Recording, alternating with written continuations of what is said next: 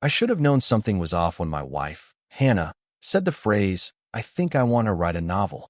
Now, don't get me wrong, I'm all for hobbies. Lord knows after 15 years of marriage, you find yourself encouraging anything that keeps things interesting. She could have said she wanted to take up underwater basket weaving, and I would have nodded along like a proud husband watching her knit seaweed in scuba gear. But a novel? From Hannah? Let's put it this way. This is a woman who once called To Kill a Mockingbird a bit slow, who skipped the last 100 pages of The Night Circus because it wasn't giving her closure. A woman who buys books in bulk at Target so she can use them as shelf decor next to our artificial succulents. So yeah, when she said she was writing, I should have paid more attention. But like any idiot who's too comfortable in a quiet marriage, I smiled and said, "That's great, babe," while doom scrolling through Reddit on my phone. Apparently, the muse hit her during one of her book club meetings. These are monthly gatherings where 7 wine-soaked women gather in our living room, discuss books for 12 minutes, and then talk about Botox, their kids' therapists, and who's getting a pool this year. Half the time I'm banished to the garage with a 6-pack and a podcast so they can sip Pinot and judge each other's marriages without interruptions. She said her group encouraged her to write something spicy, something about marriage and temptation and rediscovery. What she ended up writing was a fictionalized account of how she started sleeping with Derek. Now, I didn't know that at first. All I knew was that suddenly, Hannah was glued to her laptop, sipping iced oat milk lattes and clacking away like a suburban Jane Austen on Adderall. She'd get all mysterious and smirk at her screen. Sometimes she'd blush. Sometimes she'd giggle. Me? I chalked it up to middle-aged creativity and mild perimenopause. I asked her what it was about, and she said something like, "It's kind of like Bridgerton, but real life. Married woman. Small town. Emotional rebirth." And I, being the genius I am, just nodded and said, "Sounds cool." Fast forward about 6 weeks. It's a Tuesday night, and I'm flipping channels between a baseball game I don't care about and a home renovation show I absolutely do. She plops down on the couch beside me and says, "The girls love the new book." "The new what?" She rolls her eyes. "The manuscript, babe. I read them the first few chapters at book club." "Oh, right. You finished it." "Sort of. I mean, the first draft. It's rough, but it's raw. They think it's amazing. Like, publishable amazing." Now, 2 thoughts crossed my mind at that moment. 1, either her book club has incredibly low standards, or 2, Hannah somehow pulled off a miracle and birthed a legitimate novel between bar classes and almond milk frothing. Either way, I was intrigued. And weirdly proud. I asked if I could read it. She hesitated, just for a fraction of a second. And it wasn't the usual, "I'm shy about sharing my art" hesitation. It was the kind of pause that carries weight. The kind you hear before someone confesses something like they scratched your car or dropped your toothbrush in the toilet. She smiled too quickly. "It's not ready yet. It's super rough. Plus, I think it's more of a women's perspective kind of thing." Now, I'm no detective, but I've watched enough Dateline to know that when someone adds a gender disclaimer to their work of fiction, it means they've got something to hide. Still, I let it go. Until I didn't. About a week later, she went to a weekend yoga retreat. I stayed home, mowed the lawn, alphabetized our spice rack out of sheer boredom, and tried to ignore the sinking feeling that something didn't add up. That night, after a few beers, I remembered she left her laptop charger in the kitchen. Her MacBook was still on the dining room table, humming like a siren. And yeah, I opened it. Spare me the lecture on privacy. The second she told her wine squad that it was based on real experiences, all bets were off. She didn't even password protect the damn thing. Amateurs. The file was called Rewritten. Subtle. I opened it and started reading. Just the first page. Then the first chapter. Then the second. By the 4th chapter, my blood was boiling. It wasn't the intimacy scenes. God knows those were written like a woman who'd been scrolling Pinterest while watching softcore Lifetime thrillers. No, what got me was how real it all felt. The narrator's husband, unnamed, naturally, was a safe, bland man who loved his grill and was boring in bed.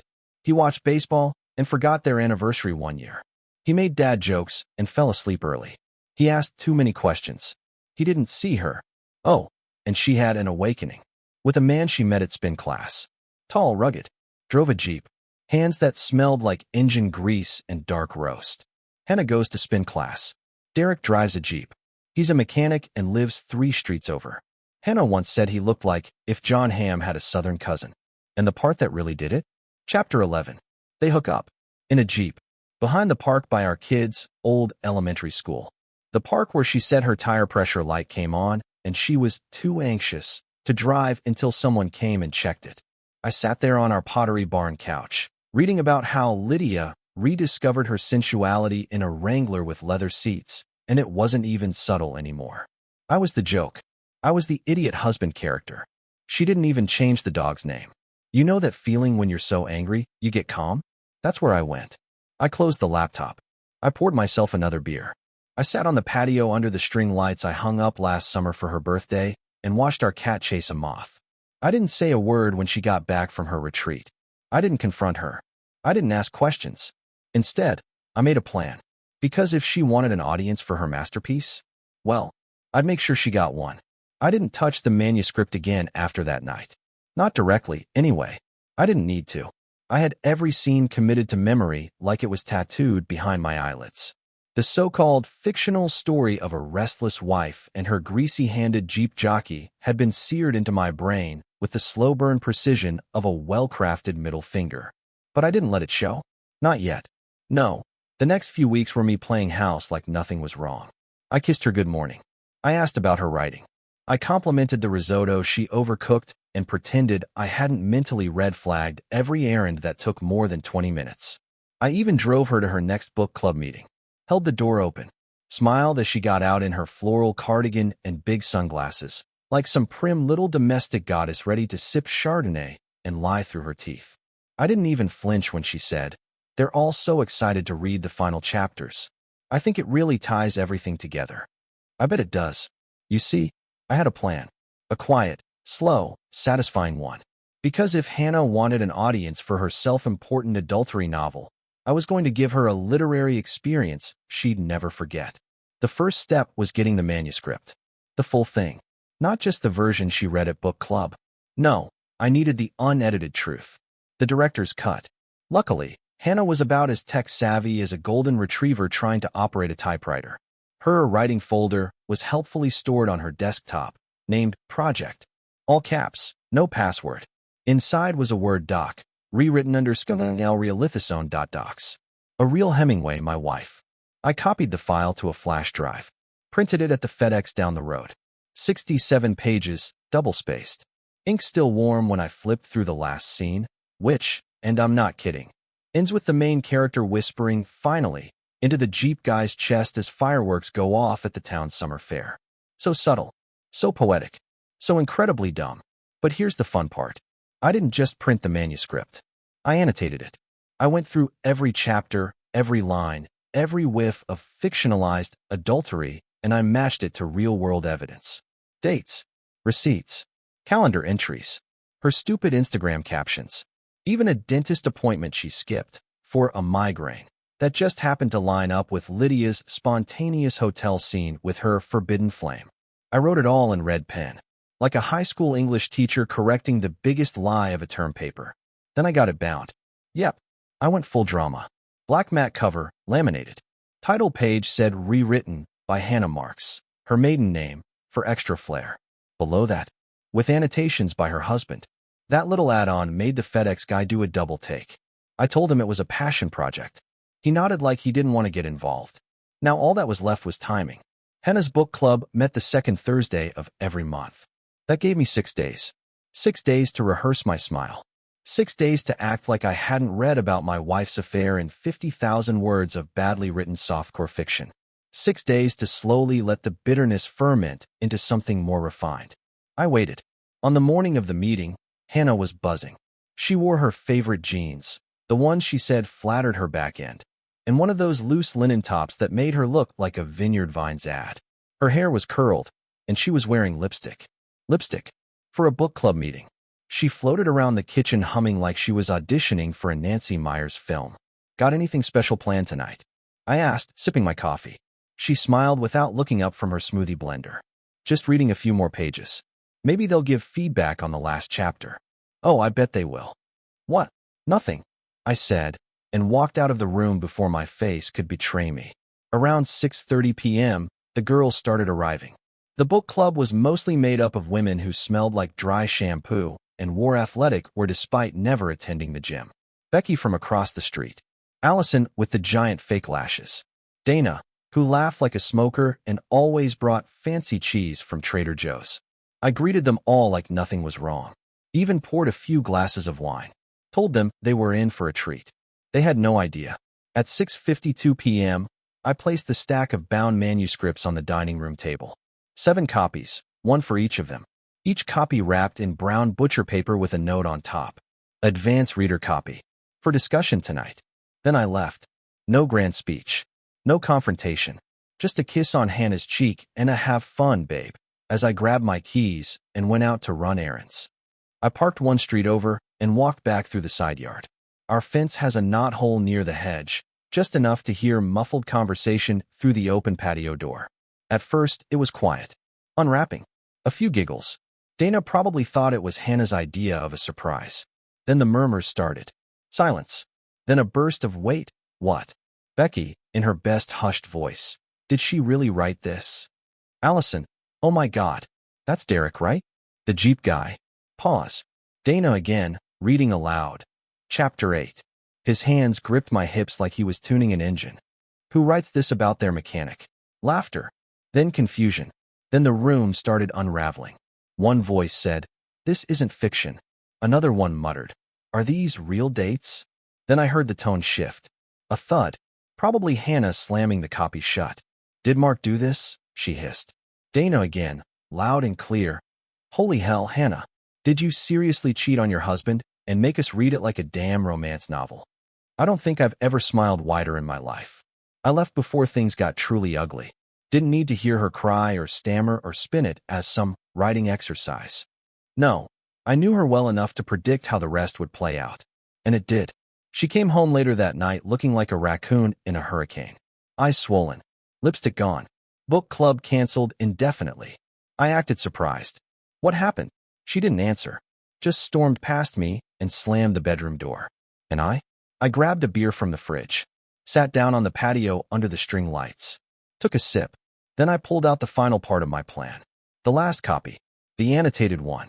And I slid it into an envelope addressed to Michelle Robbins, Derek's wife. Return address. Our house. Let Hannah spin that. The thing about mailing someone their husband's affair, wrapped in laminated evidence and annotated sarcasm, is that it takes a couple of days for the fireworks to really start. But oh, when they do. See, Michelle Robbins wasn't some passive, clueless wife. No, Michelle was PTA president at Brookfield Elementary. She was the kind of woman who made her own granola and laminated her grocery lists. Her SUV had one of those obnoxious stick-figure families on the back window. Dog, 3 kids, soccer ball, violin, all that suburban symphony of normalcy. And she was married to Derek. Derek, the rugged, flannel-wrapped Home Depot special. Our neighborhood's resident fix-it guy. The kind of man who says 10-4 when he gets a text and drinks black coffee like it's a personality trait. Apparently, while I was busy being the boring husband in Hannah's off-brand erotica, Derek had been busy tuning her engine every other Tuesday behind the community rec center. And Michelle? Well, she got the whole story in 67 pages, couriered straight to her mailbox. I wish I could say I had a front row seat when she read it. But unfortunately, I only got the fallout. It started with the Jeep. That stupid green Wrangler had become a local landmark. It was always parked on their driveway at a crooked angle, like it had just escaped a forest fire and collapsed from exhaustion. But on Saturday morning, it was gone. Not driven. Not out for errands. Towed. And Michelle didn't even try to be subtle about it. She stood on her porch in yoga pants, arms crossed, as the tow truck guy loaded it up and strapped it down. The whole neighborhood watched. Some clapped. A few lawnmowers paused in reverence. I stood in our kitchen, sipping my 3rd cup of coffee, watching from the window like it was the Macy's Thanksgiving Day parade. Hannah wandered in, bleary-eyed, still recovering from her book club implosion. "You're up early," she mumbled, grabbing a banana like she was starring in a sad rom-com. I nodded toward the window. Michelle's towing Derek's Jeep. She froze mid-peel. What? What? I gave her the most practiced shrug of my life. No idea. She looked out the window just in time to see Michelle wave as the truck pulled away, not at the driver. At our house. And that's when Hannah knew. She didn't say anything, didn't ask. She just stood there, gripping that banana like it owed her money. I walked out of the kitchen before the silence could turn into a scene. Let her stew. Let it marinate. Because here's the thing about people like Hannah. They always think they're in control. That they can spin anything, charm anyone, talk their way out of any mess as long as they flash the right smile and throw in a few teary-eyed monologues. But this wasn't a story she could rewrite.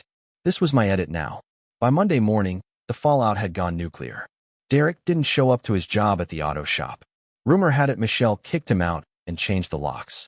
One of the neighborhood kids said they saw him sleeping in his Jeep, which, I should point out, had magically returned to the street like a dog that got booted out of the house. Meanwhile, Hannah was in crisis containment mode.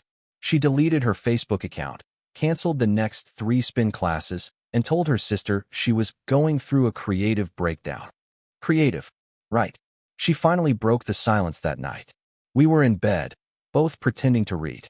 She lowered her book, some self-help thing about vulnerability that she hadn't touched in a year, and sighed. Can we talk? I turned a page. Sure. She hesitated. Did you send it to Michelle? I waited a full beat, then looked at her. You wrote it. I just delivered it. Her eyes welled up. Classic.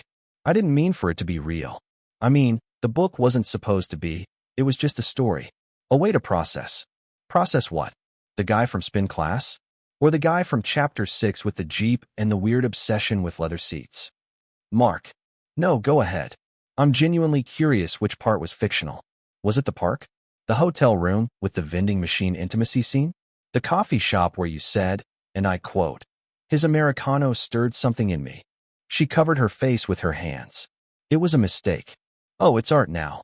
I didn't think it would go this far. I couldn't help but laugh. You mean you didn't think I'd go this far? She looked up. What do you want me to say? That was the thing. I didn't want her to say anything. I was past that part. I didn't need tears. I didn't need apologies. I didn't even need revenge anymore. I just wanted her to sit in the mess she made. I closed my book and stood up. I'm sleeping in the guest room, I said. You want to keep writing about your truth? Do it. But from now on, keep it in your head. Or better yet, move in with your muse. She didn't follow me. Didn't argue. She knew. The next few days were quiet. Tense. Like living in a house made of glass during a hailstorm. Book club was officially over.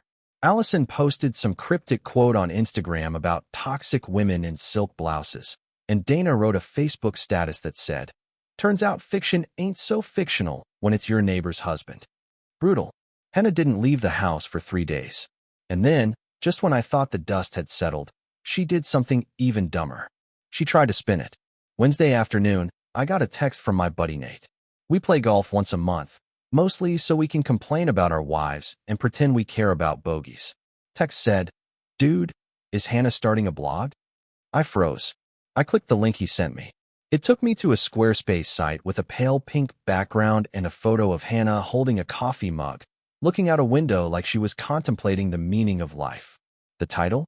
Rewritten, Finding Myself After the Storm. I could have screamed. She was turning it into a redemption arc. A damn brand. The blog had a few entries already. The usual fluff, grappling with identity, the pain of secrets, the power of forgiveness. Each one oozed self-awareness and vague spiritual buzzwords like healing journey and personal realignment. But here's the kicker. Not once did she mention me. I wasn't a character. I wasn't even a cautionary tale. It was like I didn't exist. I closed the tab, walked outside, took a deep breath. Okay, I thought. She wants to be public? Let's be public. Because the thing about writers is, once they publish, so can everyone else.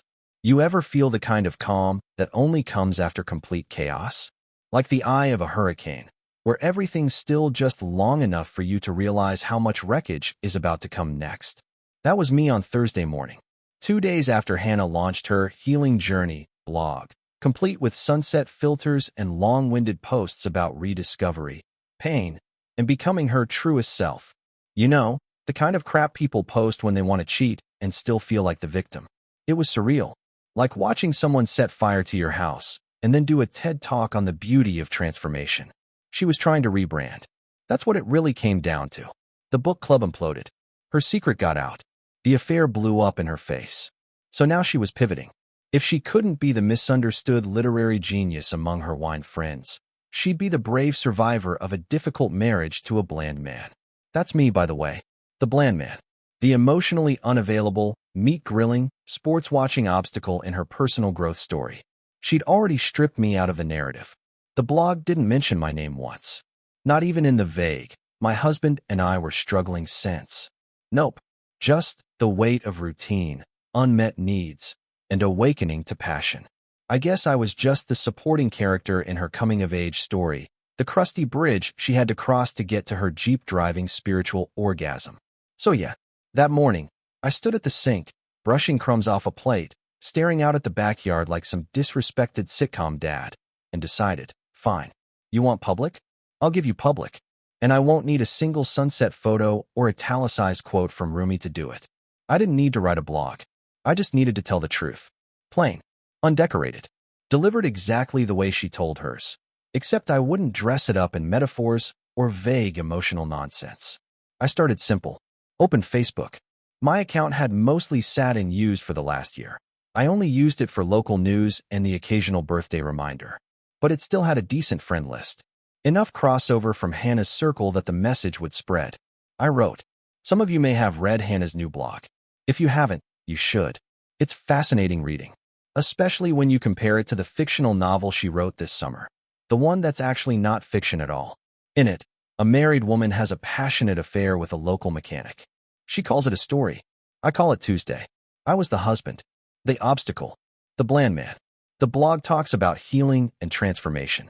It skips over the part where she sneaked around, used our marriage as writing material, and read explicit chapters about her affair out loud to her friends in our dining room. I didn't write a book. I didn't start a blog. I just mailed the manuscript, annotated, with real-world dates and details, to the mechanic's wife. Since we're all apparently living in a story now, I figured I'd just share my side. Mark. That was it. No hashtags. No rants. No cursing. Just cold facts. I hit post. Shut the laptop. Went and mowed the lawn. By the time I came back in, it had over 70 likes, 30 comments, and at least a dozen shares. I hadn't even tagged her. People just knew. The best part? Most of the comments weren't from men. They were from women. Stuff like, "This is horrifying. I was at the book club. I had no idea. I knew something was off." She always spoke about the character like it was real. She tried to sell me on the blog thing, unreal. And then, my favorite. So that's what all those spin class errands were about. The thread became its own reckoning. People weren't even commenting for me. They were commenting for each other. Comparing notes. Connecting dots. Some posted screenshots of Hannah's now-deleted book excerpts. One person, I think it was Dana, linked to an archived version of the blog and started quoting passages with snarky commentary like it was an episode of Real Housewives, Literary Edition. And Hannah? Well, she found out before lunch. I heard her scream from the living room. I was upstairs folding laundry when it hit. This strangled, high-pitched "no," like someone had just told her Target stopped selling wine. I came down just as she was slamming her laptop shut. "What did you do?" she shrieked. I looked at her calmly. Posted a clarification. She held up her phone like it was a severed head. "Everyone's messaging me. You humiliated me, Mark. You wrote a book about our marriage where you replaced me with a mechanic and told people it was fiction." I just corrected the record. Her jaw clenched so tight I could practically hear her teeth grind. "You are cruel. Vindictive. You're trying to destroy me." I tilted my head. "I just wanted to make sure everyone knew your little book wasn't as fictional as you pretended. You wanted to be seen, right? Consider it a marketing boost." She stormed out of the room. For the next 2 days, the house was dead silent. We lived like awkward roommates, crossing paths in the hallway, avoiding eye contact, barely speaking. She stopped posting to her blog, deleted the Instagram page she made to promote it. Book club girls stopped texting her. Even Michelle, queen of suburban grace, left a comment on my post with just a single word. Respect. I didn't gloat. I didn't brag. I didn't even celebrate. Not outwardly. But I did notice Hannah spent more and more time locked in the bedroom, scrolling her phone with a pale look on her face like someone who just realized they were the villain in a story they thought they were narrating. She tried once to salvage it. Sunday morning, she brewed coffee, set 2 mugs on the table like we were in some kind of truce. I sat down out of curiosity. She cleared her throat, gave a little practiced smile, and said, "Maybe we both made mistakes." I nearly laughed. Both? I repeated. She nodded. I wasn't perfect. But posting that online, that was public shaming. You wrote about sleeping with another man and read it out loud to your friends. In our house. She looked down at her mug. I didn't expect it to get this far. No, I said. You just didn't expect me to get involved. She blinked. So what now? That was the real question, wasn't it? What now? We were still technically married. No lawyers yet. No papers filed. But the glue was gone. Whatever had held this thing together, trust, routine, wine-stained affection, had dissolved somewhere between Chapter 8 and Michelle's front porch. I stood up. Now? We live our lives. Separately. Quietly. I won't post again. You do what you need to. But you don't get to play the victim anymore. Not here. Not with me. She stared at me like she didn't recognize the man in front of her. And honestly, I don't think she did. The next day, she packed a bag. Said she was going to her sister's for some space. I didn't stop her. Just watched her walk out the front door with that overstuffed duffel and a face that looked like someone who'd been voted off the island. I never said, I told you so. But I did crack a beer that night, leaned back in my patio chair, and toasted the air. To truth. To stories. And to finally getting a damn ending that made sense. You learn a lot about people by how they handle silence. The days after Hannah left for her sister's place were the quietest our house had been in years. No passive-aggressive cabinet slamming. No, did you take out the recycling? At 7 a.m., no clacking laptop keys at midnight while she wrote. Just the hum of the fridge and the occasional bark from the neighbor's deranged golden retriever. And let me tell you, it was beautiful. I didn't text her. She didn't text me. We weren't fighting anymore. We were just done. Not legally, not on paper, but practically. The marriage was circling the drain with no CPR in sight. What I didn't expect was how quickly the rest of the world adjusted. Turns out, when your wife publicly writes about sleeping with another man and you quietly confirm it with a few receipts and a one-paragraph Facebook post, people pick sides pretty fast. I became something I hadn't been in a long time. Visible. Guys at work, the ones who used to barely nod at me in the break room, started inviting me to happy hour. My neighbor Todd, who once complained about my hedge being 6 inches over the property line, brought over a six-pack and said, "Bro, I read the whole thing." That was savage. Even my barber, who hadn't remembered my name in 3 years, asked, "You doing okay, man?" Heard about that blog drama. And I'll be honest, for a few days, it felt good. Like I wasn't just some placeholder husband shuffling through life, while my wife chased story arcs and epiphanies with other men's hands on her lower back. For the first time in years, I felt like I had a spine again. Not just something to hold me upright while I loaded groceries into the back of her SUV. But of course, silence never lasts. Especially not when there's ego involved. About a week after she left, Hannah called. I ignored it. She texted. Just one line. "We need to talk. Not about us. Something else." Now, I knew better than to fall for that line. Not about us is how all conversations about us begin. But curiosity got the better of me. Or maybe I just wanted to see what version of herself she was playing now. The victim? The martyr?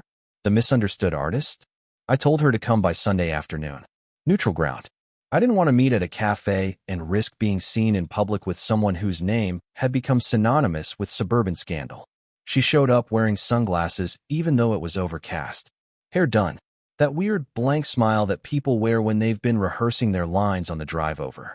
She looked like a politician headed into a scandal press conference. I offered coffee. She declined. I waited. Finally, she cleared her throat and said, "Michelle messaged me." Boom. There it was. I leaned back in my chair. Oh, she's not handling things well. Apparently, Derek moved out. She's talking about suing him. Good. She should. Hannah squirmed. She also mentioned you sent her the book. I did. She called it harassment. I laughed. If mailing someone a bound copy of their husband's affair, written by the mistress herself, is harassment, she can take it up with the USPS.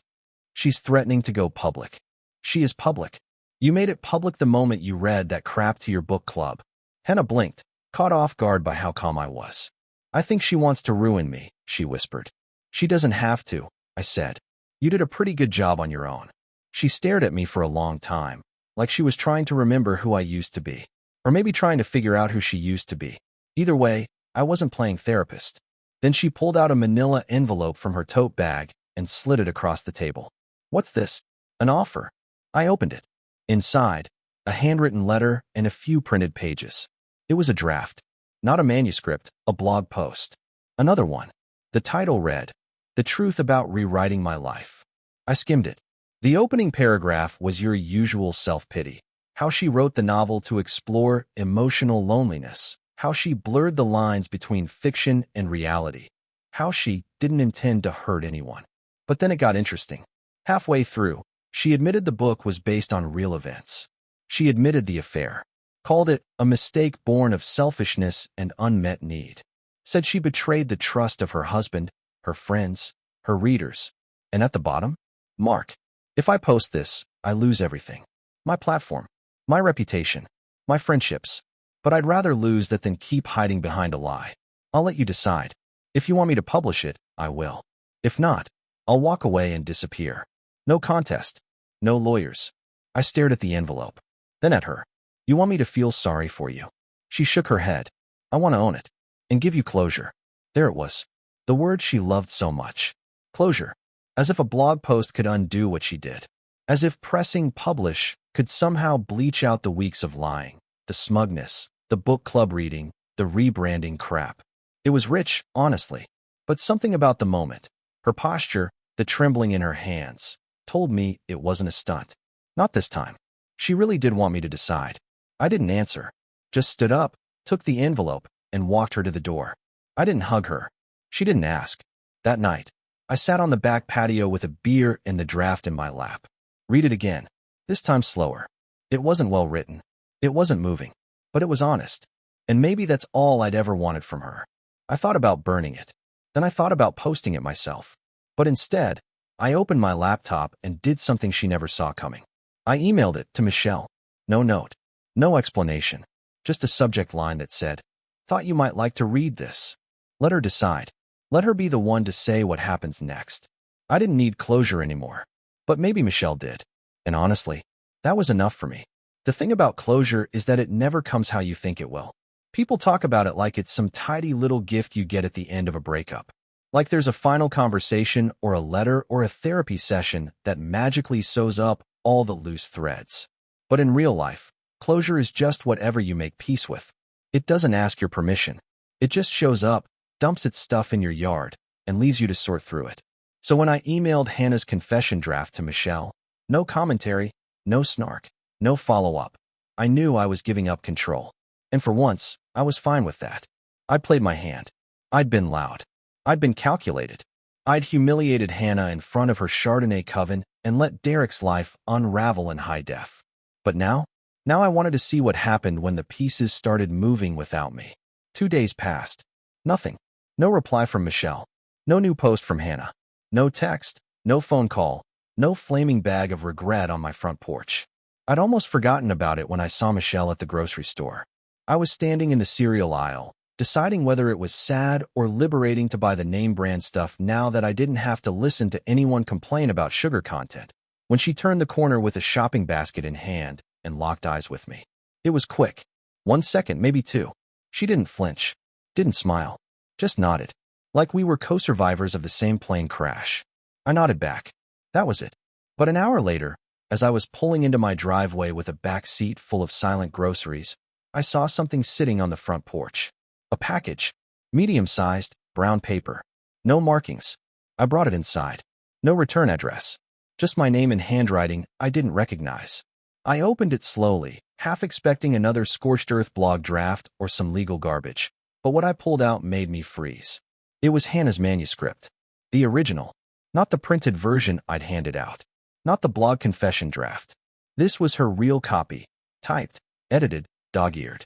Pages full of notes in the margins, crossed out sentences, underlined metaphors. Real work. Her actual process. On the first page, there was a sticky note. It said, in Michelle's neat handwriting, "Fiction or not, I thought you should have the original. She won't need it anymore." And just like that, I knew. I didn't need confirmation. I didn't need photos or angry texts or Derek sobbing into a bar towel somewhere. I just knew. Hannah and Michelle had met. Or talked. Or screamed. Whatever happened, it had happened. And Hannah had finally lost the one thing she actually cared about, the narrative. It wasn't hers anymore. Her blog never went live again. The page quietly disappeared. Her Instagram, too. Even her Pinterest, which I hadn't realized she still used, went dark. She didn't come back to the house. No attempts to reclaim her side. No redemption arc. Just silence. I wasn't angry. I wasn't even smug. I was tired. The whole thing had burned hot for so long. The book club meltdown, the social media storm, the fake apologies, that when it finally ended, it felt like someone had unplugged a vacuum. Just this soft pop, and then nothing. I boxed up the manuscript and stuck it on a shelf in the garage. Didn't throw it out. Didn't reread it. Just kept it. Not as a trophy, more like a fossil. A reminder of who I'd been, who we'd been, and how fast things rot when the truth finally gets air. Weeks passed. I got used to the quiet. Started filling my weekends with simple things. Baseball games, solo drives. Fixing the fence that Hannah always said was crooked like our communication. I laughed the first time I realized I didn't have to explain where I was going, or justify why I'd bought myself a new grill, or pretend to care about some passive-aggressive book club rivalry. And then, just when I'd started to believe the dust had truly settled, something strange happened. I got a package. Again. Different box. White. Clean. Amazon style. But the sender? Michelle Robbins. I opened it slowly, expecting maybe a thank you note, or a bottle of wine, or maybe a joint restraining order against Hannah and Derek. But inside was something I didn't expect. A book. Self-published.